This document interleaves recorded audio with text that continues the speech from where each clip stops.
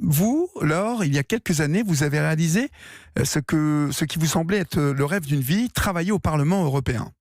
Sauf qu'au bout de 2 ans, vous avez voulu arrêter par choix. Vous dites que ce travail représentait pour vous, pour vos parents, la réussite totale.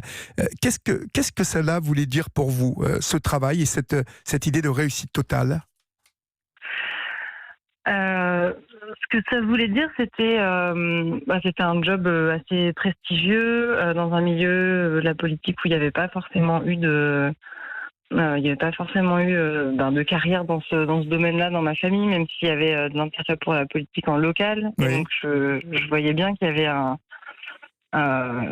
du respect. Et puis voilà, c'est le genre d'employeur où quand on dit qu'on travaille au Parlement européen, les gens ont des étoiles qui s'allument dans les yeux, même s'ils savent pas forcément à quoi ça va correspondre. Ils disent waouh, c'est cool quoi. C'est Ouais. forcément un job qui fait cool. Il y a quelque chose d'assez prestigieux en plus. C'est ça.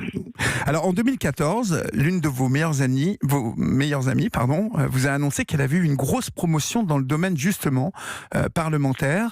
Et c'est alors que plusieurs sentiments se sont mélangés en vous. Lesquels d'abord ? Bon, le premier truc, c'est que j'étais contente pour elle parce que voilà, elle était au téléphone en train d'annoncer ça et que ça se voyait qu'elle était hyper heureuse.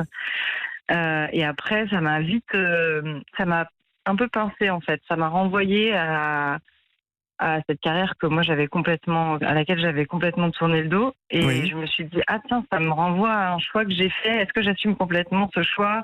Est-ce que si j'avais continué ou persévéré, je pourrais faire ce genre de boulot maintenant ? En fait, ça m'a renvoyé à moi et à est-ce que j'assume vraiment complètement ce à quoi j'ai renoncé ?